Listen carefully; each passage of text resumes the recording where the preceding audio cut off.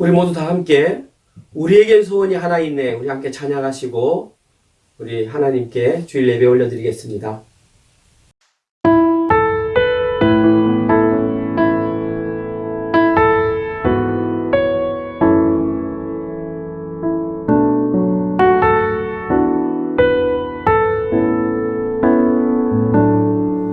우리에겐 소원이 하나 있네.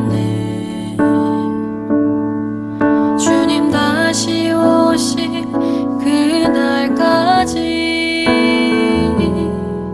우리 가슴에 새긴 주의 십자가 사랑, 나의 교회를 사랑케 하네.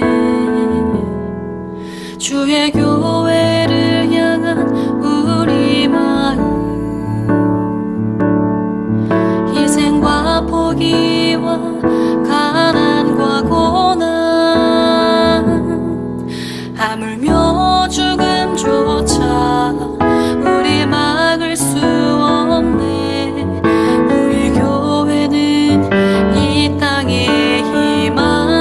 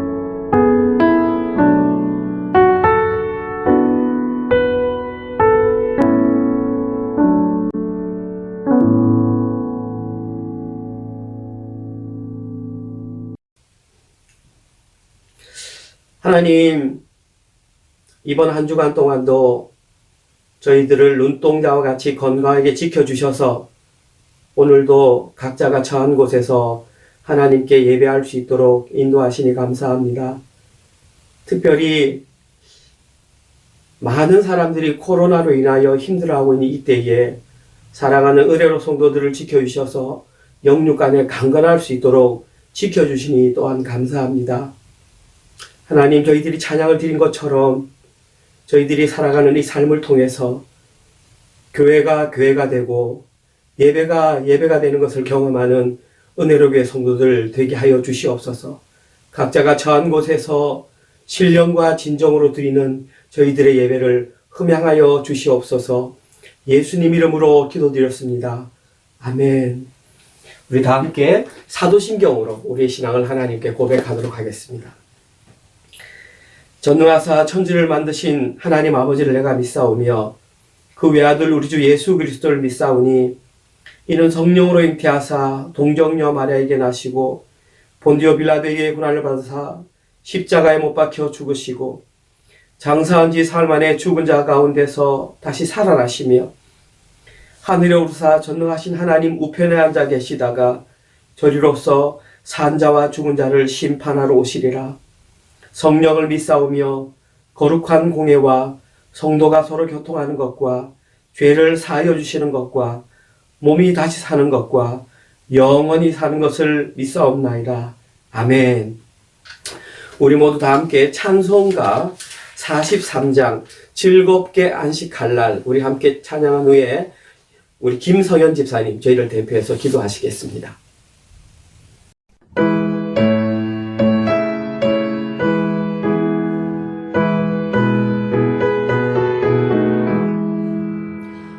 즐겁게 안식할 날 반갑고 좋은 날 내 맘을 편케 하니 즐겁고 기쁜 날 이 날에 천하 만민 다 모자 앞에서 참되신 사리 이제 다 찬송 부르네 이 날에 하늘에서 새 양식 내리네 성회로 모이라고 종소리 울리네 복음의 밝은 빛은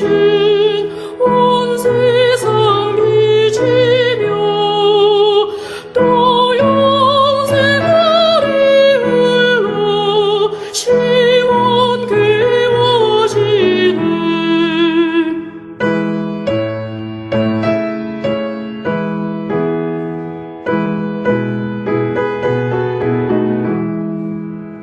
이 주의 지킴으로 새 옷을 입어서 영원히 쉬는 곳에 더 올라갑시다 성부께 찬미하고 성자와 또 성령 참되신 사리 이제 다 찬송 부르세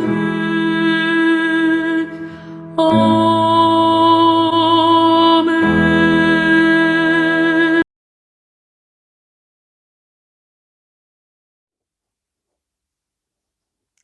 전능하신 하나님 아버지, 태초부터 지금까지 저희를 택하시고 불러주셔서 이 시간 예배의 자리에 있게 하신 우리의 창조주 되신 주님께 찬양과 경배를 드립니다. 비록 지금은 각자의 처소에서 온라인으로 예배를 드리지만 부족한 저희들이 예배드릴 수 있도록 환경을 만들어 주시고 우리 은혜로 교회 교인 모두가 한 마음으로 함께 할 수 있게 하심을 감사드립니다. 지금은 온 세계가 코로나라는 전염병으로 인해 모든 일상이 무너지고 여러 가지 어려움과 두려움에 빠져 있습니다. 주님의 자녀라고 하면서도 연약한 저희들은 쉽게 무너지고 낙심하며 온전히 주님을 의지하지 못하고 인간적인 생각으로 판단하고 결정할 때가 많습니다. 주님, 부족한 저희를 용서하여 주시고 언제나 기다리신 주님께 나와 파수꾼으로서 주님 주신 역할을 잘 감당하며 주님 오실 그날까지 순결한 신부로 다른 곳에 마음 뺏기지 않고 온전히 주님만 바라보며 이 시간도 잘 이겨내게 하여 주시옵소서. 또한 우리보다 더 어려운 이웃과 주님을 모르는 자들에게 주님의 은혜를 받은 자로서 주의 사랑을 전하며 마땅히 해야 할 일들을 잘 감당할 수 있게 하여 주시고 어떠한 상황에도 감사할 수 있는 믿음 주시옵소서. 은혜로 교회를 위해 단위에 세우신 윤춘식 목사님에게 말씀을 준비하고 전하실 때 지혜 주셔서 말씀의 권능으로 은혜로 교회가 영적으로 더욱 성숙하게 하시고 영육간에 강건케 하시며 그 가정에도 함께 하셔서 사역하기에 어려움 없도록 하여 주시고 학생부 교육을 담당하는 석희환 전도사님께도 동일한 은혜를 주시길 원합니다. 우리 교육부에도 함께 하셔서 락다운으로 학교도 가지 못하고 집에서 공부하는 학생들에게 지혜 주시고 어려운 시기일수록 스스로를 잘 관리하게 하시고 하나님께서 쓰시기에 부족함 없는 기도와 말씀으로 준비된 하나님 나라의 일꾼으로 잘 자라게 하여 주시옵고 청년들의 생업과 삶에도 간섭하셔서 모든 상황에서 주님이 함께 하심을 믿고 의지하는 은혜로 교회 청년들 되게 하여 주시옵소서. 오늘 예배 이후에 있을 새가족 모임에도 종교인이 다 함께 참여하여서 우리 교회가 지향하는 신앙관과 말씀으로 하나가 되는 교회가 되게 하시고 서로를 위해 기도하고 격려하며 앞으로 은혜로 교회를 함께 만들어갈 동력자로 잘 세워지는 시간 되게 하여 주시옵소서. 이 시간 주님의 임재와 은혜로 주님께서 받으실 온전한 예배가 되기를 바라오며 모든 말씀 우리를 죄에서 구원하신 주 예수 그리스도의 이름으로 기도드립니다. 아멘.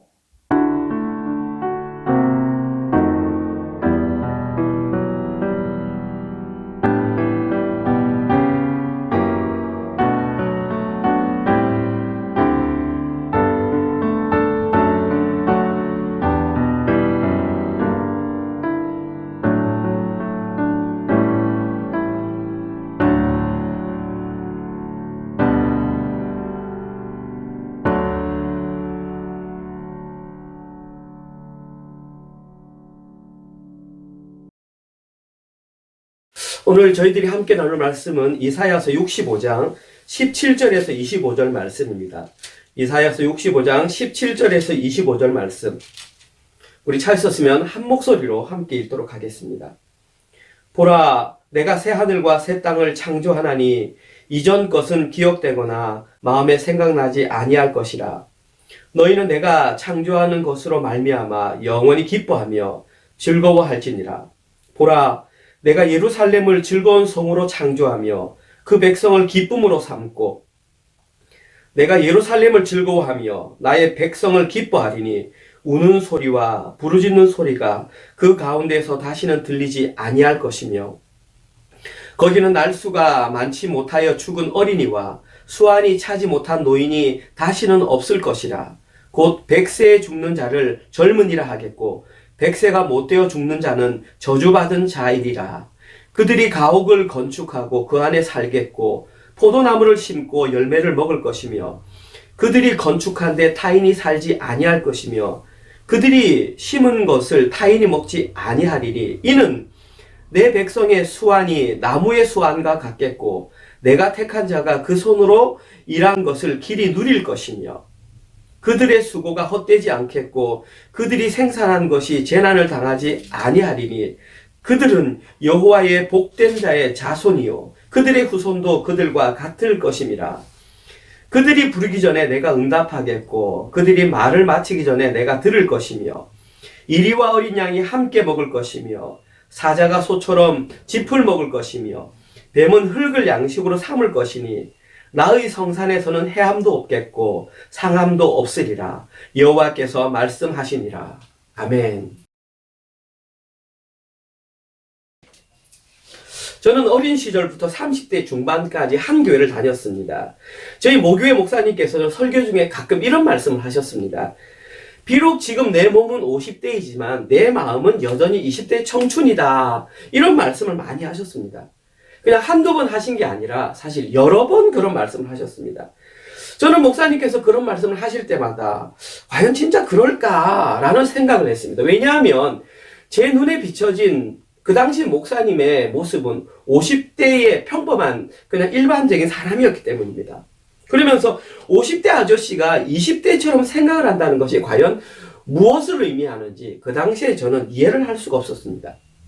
그런데 막상 제가 50대가 되어보니 그 당시 저희 목사님께서 하셨던 말씀이 무엇을 말하는 건지 이제는 조금 이해가 되었습니다. 진짜 부정하고 싶은데 그것이 점차 저에게 이해가 되고 있는 것입니다. 어느덧 제가 50대 중반을 향해 가고 있지만 저 자신도 아직도 문득문득 제가 20대라고 느껴질 때가 있다라는 사실입니다. 그것을 느낄 때마다 저는 깜짝깜짝 놀라기도 합니다. 벌써 20년, 30년이 더 지난 일인데도 아직도 제 머릿속에는 그때의 일이 생각이 나곤 합니다.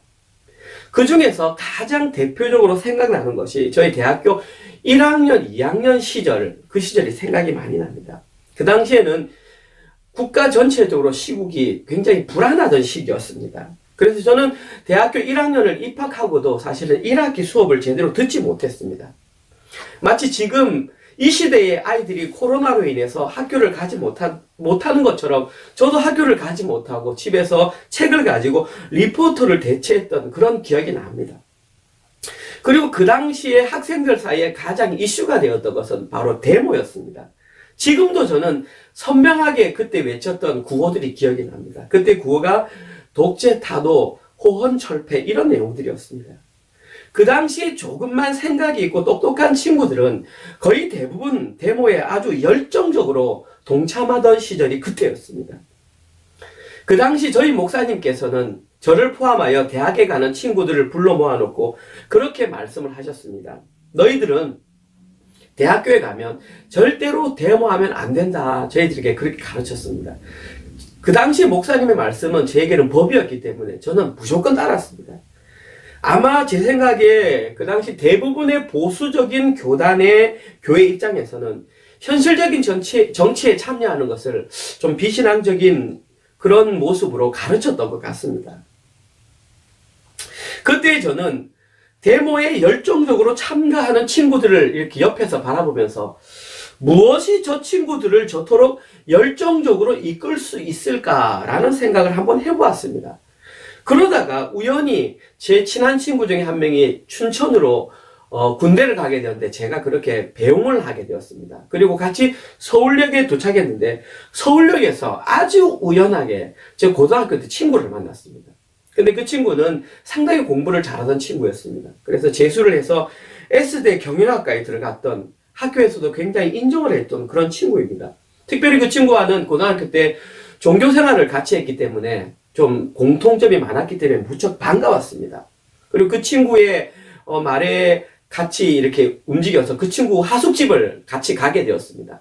그리고 그 친구의 하숙방을 둘러보았는데 그 당시 제가 경영학과 2학년이었고 그 친구가 재수를 했기 때문에 1학년이었는데 그 친구의 책을 보니까 경영학과에 관련된 책은 하나도 없고 전부 정치, 이념에 관한 책들만 책상에 꽂혀 있었던 것입니다. 그 당시 그 친구의 마음에는 오직 자기가 가지고 있는 그 이념을 성취하기 위해서 자기의 모든 것을 바칠 희생할 각오를 가지고 열심히 데모에 참가하고 있었던 것입니다. 그렇게 시간이 20년이 흘러서 저희가 고등학교를 졸업한 지 졸업 20주년이 되었을 때에 친구들을 다 만날 기회가 있었습니다. 그때에 그 친구의 소식을 들어보니 한국에서 아주 유명한 증권맨이 되어 있었다고 말을 했습니다. 친구들 사이에서는 이미 그 친구가 돈을 아주 많이 벌었다라는 소문이 허다하게 퍼져 있었습니다. 저는 오늘 설교 말씀을 준비하면서 이런 생각을 한번 해보았습니다. 불과 20년도 가지 못하는 그 이념이라는 것을 위해서도 젊은 시절에 자신이 가진 것을 모든 것을 바칠 각오가 되어 있는데 그것보다 훨씬 가치가 있는 영원한 가치인 하나님 나라, 진짜 보화를 발견한 사람은 그 삶이 어떠해야 하는가 이런 생각을 한번 해보았습니다. 그리고 제가 내린 결론이 뭐냐 하면 진짜 영원한 가치인 하나님 나라, 보화를 발견한 사람은 적어도 이념을 위해서 자기가 희생하겠다라고 살았던 그 사람들보다는 더 열심히 살아야 한다는 그런 결론에 제가 도달했습니다. 반대로 얘기한다면 자기는 진짜 보화를 발견했다고 입으로는 말을 하면서도 여전히 대충대충 세상이 사는 것처럼 만약에 살아가고 있다면 아마 그 사람은 진짜 보화를 발견하지 못한 사람이 아닐까. 제가 그런 생각을 한번 해보았습니다. 오늘 저희들이 살펴볼 오늘 본문의 가장 대표적인 본문의 요지가 뭐냐 하면 바로 새하늘과 새 땅, 하나님 나라에 관한 내용이 오늘 본문에 기록되어 있습니다. 오늘 본문에 기록된 이 내용은 이사야서가 66장으로 되어 있습니다. 이사야서 66장 가운데에 가장 핵심적인 내용을 무엇으로 뽑느냐 하면 바로 이 내용이 이사야 66장 가운데 가장 핵심 내용입니다. 뿐만 아니라 공교롭게도 성경은 창세기부터 요한계시록까지 66권으로 구성되어 있습니다. 그리고 그 66권 성경 가운데에 가장 핵심적인 것이 무엇이냐라고 누군가가 여러분에게 요약해달라고 말하면 바로 이 본문이 가장 중요한 핵심 본문 중에 하나입니다. 이 본문과 함께 요한계시록 21장, 22장을 소개하면 성경의 결론은 거의 다 말을 했다라고 말할 수 있을 정도로 오늘 본문은 진짜 중요한 내용입니다.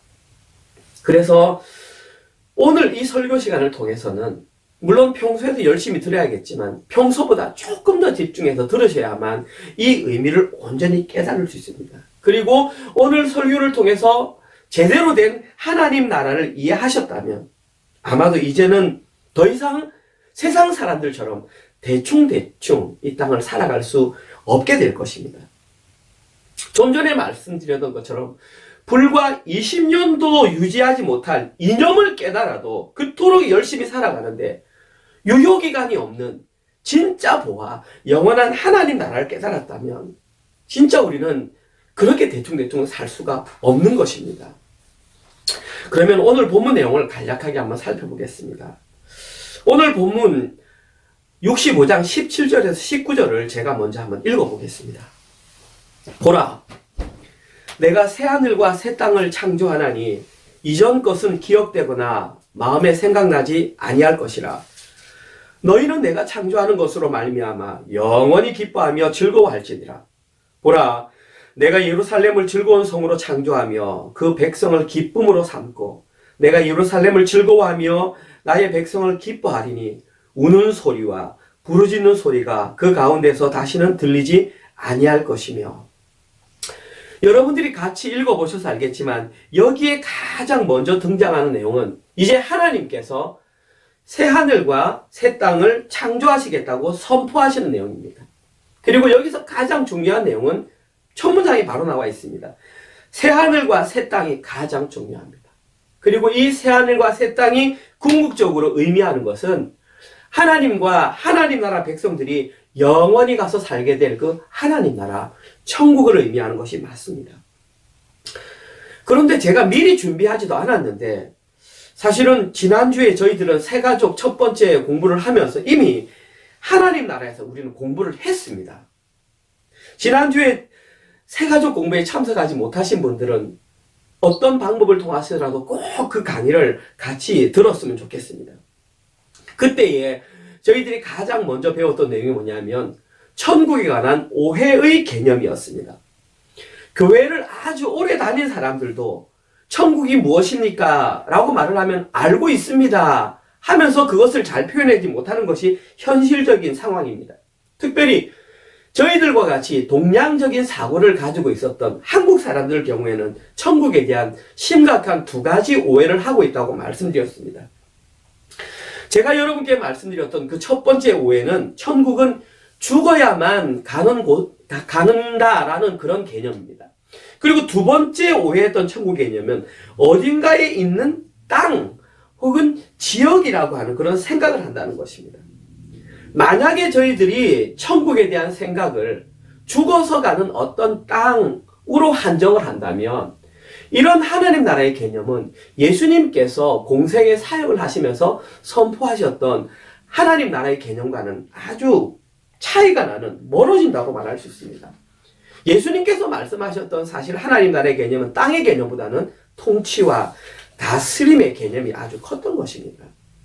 다시 말해서 예수님께서 말씀하셨던 천국은 죽어서 가는 어떤 나라가 아니라 하나님의 통치와 다스림이 일어나는 포괄적인 개념, 그것을 하나님 나라로 설명을 했던 것입니다. 그리고 이처럼 천국에 대한 올바른 개념을 가지고 있어야만, 이것이 중요합니다. 지금 현재 이 땅 가운데에서 하나님 나라를 삶으로 말미암아 자기의 삶에 관해서 최선을 다해 열심히 살 수 있다는 것입니다. 제가 만약에 20대 혹은 30대 시절에 이 천국에 관한 개념을 지금처럼 확실하게 알고 있었다면 과연 나의 삶은 어떻게 변했을까? 그런 생각을 제가 잠시 한번 해보았습니다. 아무튼 하나님 나라는 통치와 다스림의 개념으로 이해를 해야만 성경에서 말하는 그 천국의 개념을 올바로 이해할 수 있는 것입니다. 오늘 본문에 기록된 이 새하늘과 새 땅을 창조하셨다라는 선포도 마찬가지입니다. 오늘 본문에서 하나님께서 새하늘과 새 땅을 창조하셨다라고 선포하신 것은 이전과는 완전히 다른 새로운 통치와 다스림이 실현되었다는 것을 오늘 본문에서 선포하시는 것입니다. 물론 창세기 1장 1절부터 기록된 그 창조의 기사도 그때 하나님께서 하늘과 땅을 창조하실 때도 하나님의 통치는 온전히 실현이 되었습니다. 그런데 여러분들이 잘 아시는 것처럼 아담과 하와가 선악과를 따먹은 이후에 죄가 들어옴으로 인하여 이 세상에는 하나님의 온전한 통치가 파괴되고 말았던 것입니다. 그렇게 단절되었던 온전한 통치가 깨어졌던 그것이 오늘 본문에서 하나님께서 완전히 새롭게 회복하신다고 선포하셨던 것입니다. 그리고 오늘 본문 18절 19절에는 하나님의 온전한 다스림, 온전한 통치가 실현된다면 그곳에는 즐거움과 기쁨이 영원할 것이라고 말을 했습니다. 심지어 19절 말씀에는 그 기쁨과 즐거움이 커서 이제는 더 이상 우는 소리와 부르짖는 소리가 그 가운데 들리지 않게 될 것이라고 오늘 본문 기록을 했던 것입니다. 다음으로 오늘 본문에서 저희들이 살펴보아야 할 내용은 하나님의 온전한 통치가 실현되는 그 새하늘과 새 땅에서 나타나는 두 가지 특징을 살펴볼 수 있습니다. 여기에 해당하는 첫 번째 특징, 하나님 나라와 그 새하늘과 새 땅이 선포되면 첫 번째 특징은 육신의 회복이 일어나는 것입니다. 오늘 본문 20절입니다. 거기는 날수가 많지 못하여 죽는 어린이와 수완이 차지 못한 노인이 다시는 없을 것이라. 곧 100세에 죽는 자를 젊은이라 하겠고 100세가 못되어 죽는 자는 저주받은 자이리라. 여러분 아십니까? 아담과 하와가 선악과를 따먹은 이후에, 다시 말해서 죄가 이 세상에 들어온 이후에 이 땅 가운데서 일어난 변화 가운데 가장 대표적인 한 가지가 인간의 수명이 단축되었다는 것입니다. 그런데 오늘 본문에는 그때의 단축되었던 수명이 제대로 회복된다고 오늘 본문은 그렇게 기록하고 있습니다. 그런데 이 부분에서 여러분들이 한 가지 오해하시면 안 됩니다. 여기서 인간이 죽지 않고 그 수명이 길어지는 그 장수가 좋은 것이긴 하지만 그것을 무조건 하나님의 축복으로 생각해서는 안 됩니다. 비록 오래 사는 장수가 좋은 것이긴 하지만 오늘 본문에서 말하고 싶은 것은 장수의 유익이 아니라 회복에 있다는 것입니다. 무너졌던 육체의 그 관계가 회복되는 것이 오늘 본문의 핵심이라는 것입니다. 여기에 기록된 내용은 이사야서 25장 8절에서 이사야가 이미 예언했던 그 내용이 실현되는 것을 우리에게 알려줍니다. 이사야서 25장 8절, 사망을 영원히 멸하실 것이라.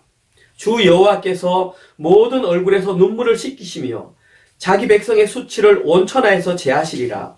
여호와께서 이같이 말씀하셨느니라. 지금 여기 첫 부분에 나오는 사망을 영원히 멸하실 것이라, 이 부분입니다.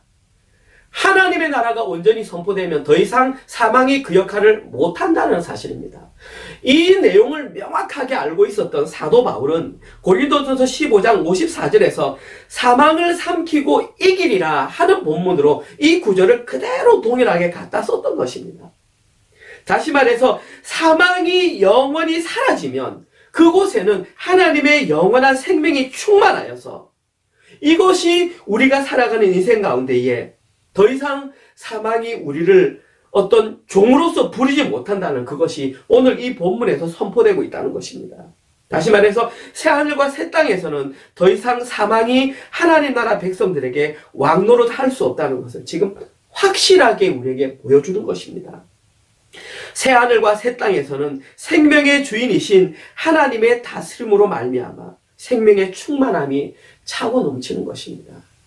오늘 본문에 지금 저희들이 살펴봤던 이 내용만 제대로 이해하고 있어도 이제는 이 세상을 사는데 우리가 가장 두려워하던 그 적수가 사라진 것을 우리는 알게 되는 것입니다. 사탄이 이 땅 가운데서 인류를 가장 두렵게 사용하는 무기가 바로 죽음입니다. 그런데 오늘 본문에서 그 사망, 그 죽음이 이미 그 능력을 상실했다고 우리에게 알려주고 있는 것입니다. 그러면 이제 가장 사탄이 주먹으로 서는 것이 사라져 버렸는데 우리가 두려워할 것이 무엇이 있겠냐라는 사실입니다. 이처럼 오늘 본문은 진짜 저희들이 신앙생활하면서 반드시 알아야 하는 중요한 내용이 기록되어 있는 것입니다.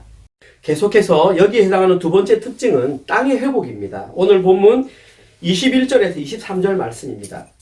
그들이 가옥을 건축하고 그 안에 살겠고 포도나무를 심고 열매를 먹을 것이며 그들이 건축한 데에 타인이 살지 아니할 것이며 그들이 심은 것을 타인이 먹지 아니하리니 이는 내 백성의 수완이 나무의 수완과 같겠고 내가 택한 자의 그 손으로 일한 것을 길이 누릴 것이며 그들의 수고가 헛되지 않겠고 그들이 생산한 것이 재난을 당하지 아니하리니 그들은 여호와의 복된 자의 자손이요 그들의 후손도 그들과 같을 것이니라.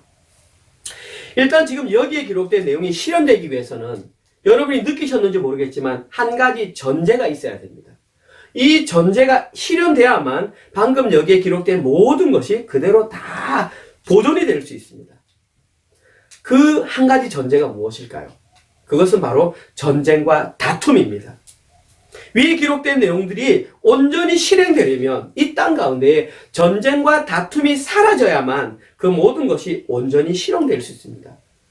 제가 예를 들어 보겠습니다. 만약에 전쟁이 발생한다면 내가 열심히 집을 지어놓고 건축을 했는데 피난을 가버리면 그곳에서는 내가 살 수가 없고 다른 사람이 와서 살 수밖에 없습니다. 마찬가지로 내가 열심히 포도농사 짓고 무화과 농사를 지었음에도 불구하고 전쟁이 나서 피난을 가버린다면 그곳에는 다른 사람들이 와서 살 수밖에 없다는 사실입니다. 이처럼 여기에 기록된 내용들이 그대로 실현되기 위해서는 전쟁이 발생해서는 안 된다는 것입니다. 오늘 본문에서 말하고 싶은 것은 하나님의 온전한 다스림이 시행되는 그 상태가 바로 전쟁이 없는 상태, 샬롬을 말하는 것입니다. 새하늘과 새 땅에서는 더 이상 전쟁이 없는 그 영원한 샬롬의 상태, 땅의 회복이 일어난다는 것이 두 번째 특징입니다. 그리고 그때야 비로소 땅이 제 역할을 회복하고 온전한 성취가 이루어진다는 것입니다. 여러분들은 혹시 성경에 등장하는 영광이라고 하는 단어의 참 뜻을 알고 계십니까? 영광이라고 하는 단어의 그 원래 뜻은 창조의 목적대로 살아간다. 그것이 바로 영광의 참 의미입니다. 한 가지 예를 들면 누군가가 마이크를 만들었는데 마이크가 영광스럽게 되었다고 하는 것은 그 마이크가 소리를 크게 확장시키는 기능을 했을 때 그것이 영광스럽다. 그렇게 말을 합니다. 마찬가지로 이 땅 가운데 만들어진 모든 땅의 소산들이 제 역할을 제대로 하는 것이 하나님께 영광을 돌리는 것입니다.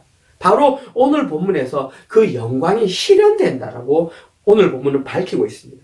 그런데 이 부분을 통해서 저희들이 한 가지 깨달아야 할 것이 있습니다. 그것이 바로 뭐냐 하면 이 세상에 사는 대부분의 사람들은 자기 손으로 자기가 행하고 자기가 얻은 결과를 자기가 누리는 것을 당연한 권리라고 생각을 합니다. 네, 맞습니다. 당연한 권리가 맞습니다. 그런데 오늘 본문에 기록된 내용에 따르면 이것은 결코 당연한 권리가 아님을 알 수 있습니다. 왜냐하면 그 모든 상황들은 하나님께서 일시적으로라도 저희들에게 샬롬을 선포해 주셨기 때문에 저희들이 행했던 그 모든 것들을 누릴 수 있었기 때문입니다. 다시 말해서 우리에게 주어진 일상의 삶들은 사실 하나님께서 저희들에게 허락해 준 특별한 은혜의 결과였던 것입니다. 이것은 다른 사람들은 잘 이해하지 못하지만 지금 코로나 시대를 살아가는 저희들은 누구보다도 더 피부로 절감하는 것이 바로 이 내용입니다. 우리는 모르고 살았습니다. 그냥 내가 열심히 일하고 열심히 그냥 벌어서 쓰면 나의 권리인 줄 알았는데 그 바이러스 하나로 해서 그것이 멈춰버리니까 이것이 얼마나 하나님의 귀한 은혜였는가를 우리는 지금 깨닫게 되는 것입니다. 아무튼 새하늘과 새 땅이 온전히 창조가 되었을 때에는 하나님의 온전한 다스림과 통치로 말미암아 온 땅이 회복되고 그 역할을 잘 감당하여서 그 땅에 사는 모든 사람들이 영원한 샬롬을 누리게 되는 것이 바로 두 번째 특징인 것입니다. 계속해서 오늘 본문에서 큰 두 번째로 저희들이 살펴봐야 할 내용은 새하늘과 새 땅에서 누리게 될 결과물입니다. 오늘 본문 24절과 25절 내용입니다. 그들이 부르기 전에 내가 응답하겠고 그들이 말을 마치기 전에 내가 들을 것이며 이리와 어린 양이 함께 먹을 것이며 사자가 소처럼 짚을 먹을 것이며 뱀은 흙을 양식으로 삼을 것이니 나의 성산에서는 해됨도 없겠고 상함도 없으리라 여호와께서 말씀하시니라. 일단 오늘 보면 24절에 기록된 내용 가운데에 저희들이 가장 중점적으로 보아야 할 단어는 내가라고 하는 단어입니다.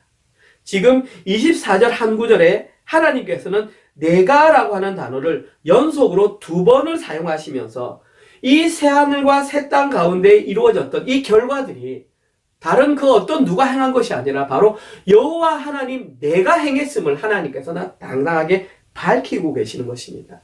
그리고 하나님께서 그 행하셨던 것이 무엇이냐 하면 그들이 부르기 전에 먼저 응답하신 것이며 그들이 말을 마치기 전에 먼저 들으셨다라는 것입니다. 이것이 의미하는 것이 무엇이냐 하면 하나님께서 온전히 통치하는 그 나라에서는 하나님 나라의 백성들이 할 것이 아무것도 없다라는 사실입니다. 왜냐하면 이미 하나님께서 그들이 원하는 것과 그들이 부르짖기 전에 모두 아시기 때문에 그것을 온전히 성취해 주셨기 때문입니다. 이것이 바로 하나님 나라의 가장 큰 특징 중에 하나입니다.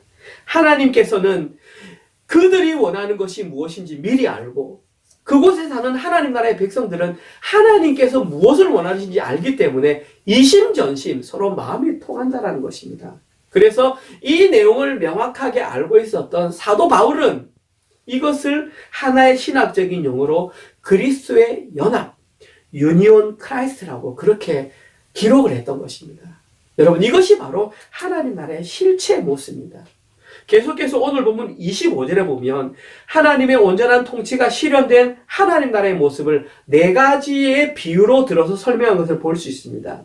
첫 번째는 이리와 어린 양이 함께 먹을 것이라고 했습니다. 두 번째는 사자가 소처럼 짚을 먹을 것이다. 세 번째는 뱀은 흙을 양식으로 삼을 것이다. 네 번째는 하나님의 성산에서는 해함도 없고 상함도 없을 것이다. 여러분 이것은 지금 우리가 살아가는 생각으로는 도저히 일어날 수 없는 비상식적인 일입니다. 그런데 하나님 나라에서 지금 이 일이 발생하고 있다는 것입니다. 그리고 중요한 것은 오늘 본문에 이 내용이 기록된 이유입니다. 하나님 나라에서는 어떤 형태의 죄와 분쟁과 싸움과 악은 더 이상 모습을 나타낼 수 없다는 것을 저희들에게 알려주기 위해서 이 내용이 기록된 것입니다. 다시 말해서 하나님 나라에서는 지금과는 완전히 다른 새로운 질서가 확립되었음을 우리에게 알려주기 위해서 이 4가지 비유를 동원했던 것입니다. 지금 저희들이 생각하는 사고로는 이것은 도저히 일어날 수 없는 불가능한 사실입니다. 그러나 새하늘과 새 땅에서는 이것이 일반 상식이 된다는 사실입니다. 그리고 여기에 기록된 내용은 오늘에 처음 등장한 것이 아닙니다. 이미 이사야서 11장 6절에서 9절에 선포된 적이 있습니다. 제가 그 내용을 한번 읽어보겠습니다. 이사야서 11장 6절입니다. 그때에 이리가 어린 양과 함께 살며 표범이 어린 염소와 함께 누우며 송아지와 어린 사자와 살찐 짐승이 함께 있어 어린 아이에게 끌리며 암소와 곰이 함께 먹으며 그것들의 새끼가 함께 엎드리며 사자가 소처럼 풀을 먹을 것이며 젖 먹는 아이가 독사의 구멍에서 장난하며 젖된 어린아이가 독사의 굴에 손을 넣을 것이라. 내 거룩한 산 모든 곳에서 해됨도 없고 상함도 없을 것이니 이는 물이 바다를 덮음같이 여호와를 아는 지식이 세상에 충만할 것입니다. 제가 방금 읽었던 이 내용과 오늘 본문에 기록된 내용은 거의 등장하는 동물과 추가되는 몇 개의 내용을 빼면 거의 흡사한 내용이라고 말씀드릴 수가 있습니다. 그런데 이 부분에서 중요한 것은 저희들이 반드시 눈여겨봐야 하는 것은 어떤 자가 하나님 나라에 들어갈 수 있는지를 여기서 힌트를 발견할 수 있다는 것입니다. 그 힌트가 기록된 것이 이사야서 11장 9절입니다. 거기에 보시면 이는 물이 바다를 덮음같이 여호와를 아는 지식이 세상에 충만할 때까지 그때 가능하다고 말했습니다. 다시 말해서 이러한 일을 경험할 수 있는 사람은 오직 여호와를 아는 지식이 충만한 그 사람만이 하나님 나라에 들어갈 수 있다는 것입니다. 그리고 그 사람이 누구인지를 밝히는 것이 오늘 본문의 네 번째 마지막 대지입니다. 마지막 대지의 핵심은 과연 새하늘과 새 땅에는 누가 들어갈 수 있는가, 우리는 그것을 밝히는 것입니다. 지금까지 제가 설교한 모든 내용 다 중요합니다. 그러나 여기에서 가장 중요한 것은 누가 하나님 나라에 들어갈 수 있는가를 밝히는 것입니다. 또한 과연 지금 설교를 하고 있는 저나 여러분과 함께 저와 예배를 드리고 있는 여러분들은 그 나라에 들어가기에 합당한 자인지 그것을 확인해 보는 것이 가장 중요한 사실입니다. 일단 누가 하나님 나라에 들어가기 합당한가? 그 힌트는 아까 제가 말씀드렸던 여호와를 아는 지식이 충만한 자라고 했습니다. 그런데 그것에 대한 또 다른 근거가 되는 것이 바로 뒷구절에 나와 있습니다. 그것이 이사야서 11장 10절 말씀입니다. 제가 읽어보겠습니다. 그날에 이새의 뿌리에서 한 싹이 나서 만민의 기치로 설 것이요 열방이 그에게로 돌아오리니 그가 거한 곳이 영화로우리라. 이 내용을 올바른 자들이 바로 여호와를 아는 지식이 충만한 자들이라고 말했습니다. 그런데 여러분들은 지금 여기에 기록된 이 내용이 누구를 의미하는지 이제는 다 아십니다. 이새의 뿌리에서 한 싹이 나서 만민의 기치를 세울 그 사람은 표면적으로는 다윗 왕을 말하는 것이 맞습니다. 그러나 영적으로 볼 때에 이분은 다윗의 후손으로 이 땅에 메시아로 오실 예수 그리스도를 의미한다는 사실입니다. 다시 말해서 하나님 나라 새하늘과 새 땅에 들어갈 수 있는 자들은 예수 그리스도를 통한 십자가 복음을 제대로 이해하고 그 삶을 살아내는 그 사람이 진짜 하나님 나라에 들어갈 수 있다는 사실입니다. 여러분, 십자가 복음은 제2위 하나님이신 예수님께서 이 땅 가운데 성육신으로 오시고 공생의 사역을 마치신 이후에 십자가에 달려 돌아가신 이후에 부활하고 승천하신 그 모든 내용을 제대로 이해하고 자신의 삶을 살아내는 그 사람이 십자가 복음을 제대로 이해한 사람입니다. 오늘 본문에는 오직 이들만이 새하늘과 새 땅에 들어갈 수 있다고 밝혔습니다. 그리고 어제 저희들이 묵상했던 이사야서 65장 9절과 10절에서는 이들을 하나님의 종이라고 밝혔습니다. 제가 한번 읽어보겠습니다. 내가 야곱의 씨를 내며 유다에게서 나의 산들을 기업으로 얻을 자를 내리니 내가 택한 자가 이를 기업으로 얻을 것이요 나의 종들이 거기에 살 것이라. 사로는 양떼의 우리가 되겠고 아골 골짜기는 소떼가 눕는 곳이 되어 나를 찾은 내 백성의 소유가 되려니와. 여기에 가장 먼저 등장하는 그들을 의미하는 단어가 야곱의 씨라고 나와 있습니다. 이 씨는 거룩한 후손, 거룩한 자손을 의미합니다. 그리고 이들이 장차 시대가 흘러가서 영원한 이스라엘, 영적인 이스라엘, 하나님 나라의 백성인 교회를 상징하는 것입니다. 어제 본문에서 이들이 바로 여호와의 기업을 물려받을 자들이며 하나님의 택하신 자들이라고 했습니다. 그리고 그들이 그곳에서 살게 될 것이라고 확실하게 밝혔던 것입니다. 이제 저희들은 그곳에 들어가게 될 자가 누구인지를 정확하게 알게 되었습니다. 마지막으로 신약에서 우리는 그들이 어떤 자인지를 다시 한번 더 확인할 필요가 있습니다. 제가 오늘 본문 서두에서 말씀드렸던 것처럼 오늘 본문과 가장 밀접한 내용은 요한계시록 21장과 22장이라고 말씀드렸습니다. 그 가운데 몇 구절을 제가 찾아서 여러분께 소개시켜 드리겠습니다. 먼저 요한계시록 21장 7절입니다. 여기에 보시면 이기는 자들이 바로 하나님 나라에 들어가는 자라고 밝히고 있습니다. 요한계시록 21장 7절 말씀입니다. 이기는 자는 이것들을 상속으로 받으리라. 나는 그의 하나님이 되고 그는 내 아들이 되리라. 하나님께서는 오직 이기는 그 자들만 자기의 아들로 삼으셔서 하나님 나라에 데리고 들어가겠다라고 말씀하셨습니다. 그리고 이들이 바로 요한계시록에 계속해서 등장했던 천국 잔치에 참여할 예수 그리스도의 신부인 교회들을 의미하는 것입니다. 그런데 요한계시록에서는 예수님의 신부가 될 자들이 누구인지도 밝히고 있지만 그와 반대되는 자들, 다시 말해서 예수님의 신부가 될 수 없는 자들, 하나님 나라에 들어갈 수 없는 자들이 누구인지를 더 많이 밝히고 있는 것을 볼 수 있습니다. 그들을 제대로 살펴보면 우리가 그 자들에게 해당되지 않는다면 바로 우리가 하나님 나라에 들어가는 자를 확인할 수 있는 것입니다. 두 구절을 살펴봅니다. 요한계시록 21장 8절입니다. 그러나 두려워하는 자들과 믿지 않은 자들과 흉악한 자들과 살인자들과 음행하는 자들과 점술가들과 우상 숭배자들과 거짓말하는 모든 자들은 불과 유황으로 타는 못에 던져지르니 이것이 둘째 사망이라.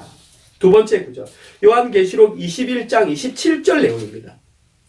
무엇이든지 속된 것이나 가증한 일 또는 거짓말하는 자는 결코 그리로 들어가지 못하되 오직 어린 양의 생명책에 기록된 자들만 들어가리라.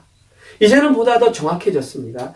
오직 어린 양의 생명책에 기록된 그 사람들만 들어갈 수가 있다고 말했습니다. 그리고 그 위에 기록된 그 내용 가운데 단 하나라도 해당되는 사람은 하나님 나라에 들어갈 수 없다라고 했습니다. 여러분들은 이 내용을 심각하게 들으셔야 됩니다. 제가 다시 한 번 더 말씀드립니다. 두려워하는 자들, 믿지 않는 자들, 흉악한 자들, 살인자들, 음행자들, 점술가들, 우상 숭배자들, 거짓말하는 자들이 바로 여기에 해당되는 자들입니다. 여러분들이 이 내용을 들으면서 나는 여기에 해당되지 않네 라고 생각되십니까? 여러분, 이들은 지금 감옥에 잡혀있는 자들이 아니라 교회 안에 있는 자들입니다. 여러분, 성경은 교회 안에 속해 있는 자들에게 선포된 복음입니다. 그런데 자기는 교회 안에 머물러 있으면서 신앙생활을 잘 한다고 하는 사람들 가운데에 지금 이들이 있다는 것입니다. 이들은 몸은 비록 교회에 있어도 자기 스스로 주인이 되어서 사망과 미래에 대한 불안함과 재정에 대한 불안함과 자녀의 불안함으로 노예가 되어서 살아가는 그 자들이 바로 두려워하는 자들이며 믿지 않는 자들이며 흉악한 자들이라는 것입니다. 이들도 이 땅 가운데에서는 나름대로 종교생활을 열심히 했던 자들입니다. 그런데 이들이 놓쳤던 것은 말씀을 통해서 십자가 복음을 놓쳤기 때문에 이들은 이와 같은 자들이 되고 말았던 것입니다. 자기들이 세워놓은 종교적인 기준에는 합당했을지 모르지만 하나님께서 말씀하신 기준에 이기는 자, 생명책에 기록되는 기준에는 미치지 못했다는 사실입니다. 이들은 결단코 하나님 나라에 들어가지 못한다고 했습니다. 마지막으로 요한계시록 22장 14절과 15절입니다. 자기 두루마기를 빠는 자들은 복이 있나니 이는 그들이 생명나무에 나아가며 문들을 통하여 성에 들어갈 권세를 받으려 함이로다. 개들과 점술가들과 음행하는 자들과 살인자들과 우상 숭배자들과 및 거짓말을 좋아하며 지어내는 자는 다 성 밖에 있으리라. 여기에도 분명하게 나옵니다. 들어갈 수 있는 자들은 자기 두루마기를 빠는 자들, 그들만이 생명나무에 들어갈 수 있다고 했습니다. 자기 두루마기를 예수 그리스도의 피에 빨아서 붉은 옷을 입은 예수 그리스도께 주셨던 그 예복을 입은 자들만 하나님 나라에 들어갈 수 있으며 반대로 개들과 점술가들과 음행하는 자들과 살인자들, 우상 숭배자들은 못 들어간다고 했습니다. 여기에서 말하는 개들과 점술가들은 대부분 율법주의를 나타내었던 유대 율법주의자들이나 성경을 곡해했던 거짓 선지자들이 여기에 해당되며 음행하는 자들은 지나가는 여인만 보아도 음욕을 품은 자들이 바로 이들이며 살인자들은 형제를 미워했던 자들이 살인자라고 예수님께서 말씀해 주셨던 거기에 해당하는 자들이 하나님 나라에 못 들어간다는 것입니다. 여러분, 신앙생활을 대충 자기 나름대로 열심히 하면서 새하늘과 새 땅에 들어갈 수 있는 사람은 단 한 사람도 없음을 기억하시기 바랍니다. 새하늘과 새 땅에 들어갈 수 있는 자들은 오직 하나님의 기준에 합당한 그런 자들만 들어갈 수 있습니다. 이런 자들은 이미 이 땅 가운데서 하나님 나라를 경험하고 그것을 보았기 때문에 더 이상 자기의 유익을 위해서 세상을 살아갈 수 없는 자들입니다. 이들은 영적인 눈을 열어서 하나님 나라를 보았기 때문에 대충 이 땅을 살아갈 수가 없는 자들입니다.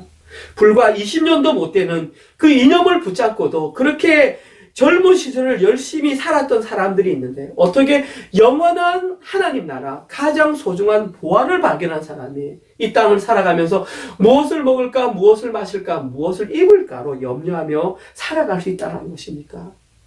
진짜 영원한 하나님 나라를 본 사람은 하나님의 기준에 합당한 대로 살아가는 것입니다. 그들은 절대 세상이 가는 길로 함께 살아갈 수 없다라는 사실입니다. 그들은 분명하게 세상과 구별된 삶을 살아갈 수 있는 자들입니다. 저는 이런 자들을 선교사요, 순교자들이라고 부르고 싶습니다. 그리고 저는 은혜로 교회에 속한 모든 분들이 이 땅을 살아가면서 선교사의 삶과 순교자의 삶을 살아내셨으면 좋겠습니다. 마지막으로 제가 요즘 자주 듣는 찬양을 한 곡 소개하며 오늘 설교를 마치겠습니다. 그 찬양의 제목은 선교사, 미셔너리라고 하는 찬양입니다. 특별히 저는 이 찬양 가사가 이 시대를 살아가는 우리의 청년들과 우리의 청소년들에게 큰 도전이 되었으면 좋겠습니다. 그래서 한 살이라도 젊었을 때에 주님을 위해서 살기로 결단하는 자들이 우리 은혜를 위해서 더 많이 배출되는 그런 역사가 있었으면 좋겠습니다. 선교사라는 찬양의 가사는 다음과 같습니다. 아픔 많은 세상에 주의 복음 들고 부르심 따라갑니다. 슬픔과 고통이 가득한 이 땅의 눈물을 닦아주려 어쩌면 내 삶을 전혀 돌볼 수 없을지 모르겠지만 나를 보내시고 무너진 그 땅에 내 생명 묻으소서. 주님의 나라가 세워지는 것이 나의 평생 소원. 주님의 교회가 이곳에 세워짐이 마지막 호흡이 끝이 날 때까지 나는 나아가리. 그날에 그토록 보고픈 주 얼굴 보리. 아멘. 우리 모두 다 함께 내 마음의 주를 향한 사랑, 우리 가사를 생각하시면서 이 찬양 함께 드렸으면 좋겠습니다.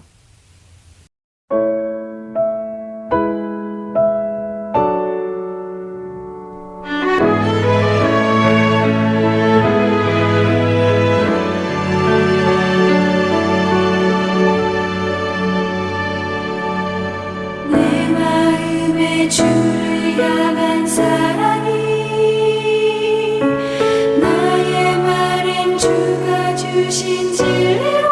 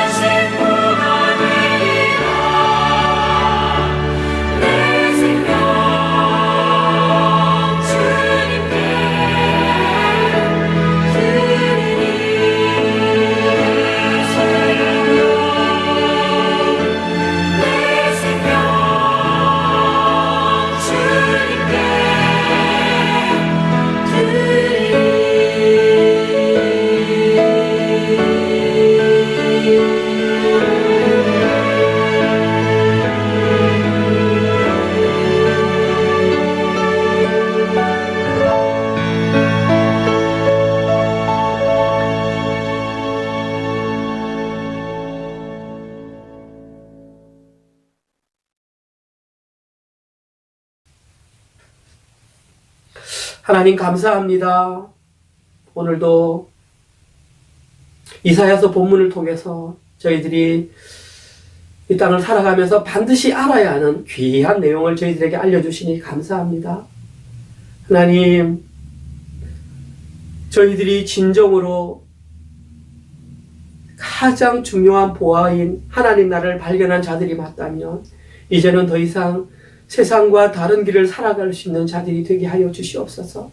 특별히 우리의 사랑하는 자녀들이, 우리의 젊은이들이, 우리의 청소년들이 이 복음을 온전히 깨달아 한 살이라도 젊었을 때에 주님께 헌신하며 결단하는 자들이 되게 하시고 그들의 남은 많은 삶을 통해서 세상과는 다른 삶을 살아내는 우리 사랑하는 자녀들이 되게 하여 주시옵소서. 또한 우리 사랑하는 성도님들, 우리의 남은 삶을 통해서 이러한 삶을 당당하게 살아내는 우리 성도들이 되게 하여 주시옵소서. 그리하여서 세상에 닥치는 여러 가지 어려움과 여러 가지 두려움 가운데에 반응하지 말게 하시고 이제는 사망과 재정의 어려움과 자녀의 미래에 대한 모든 두려움으로부터 노연할 수 있는 우리 모든 성도님들이 되게 하여 주시옵소서. 또한 그러한 마음으로 세상의 물질이 나의 주인이 아님을 고백하는 마음으로 11조와 감사헌금과 또 주정헌금을 드렸습니다. 뿐만 아니라 하나님께서 저희 교회를 불쌍히 여기사 곳곳에서 귀한 헌금들을 보내주시니 감사합니다.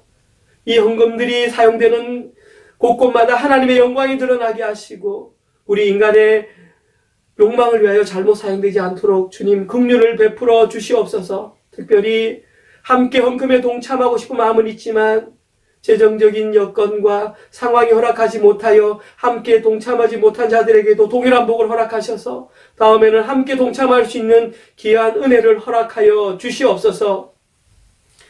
이제는 우리 주 예수 그리스도의 은혜와 하나님의 사랑하심과 성령님의 위로교통 감화하심 깨닫게 하심이 이제는 내가 주인된 삶을 버리고 예수님께서 온전히 통치하시는 그 하나님 나라를 온전히 살아가기로 결단하는 우리 은혜로 모든 성도들과 그들의 가정과 그들의 모든 사역지들과 일터머리 위에 지금부터 영원토록 함께 있을지어다. 아멘.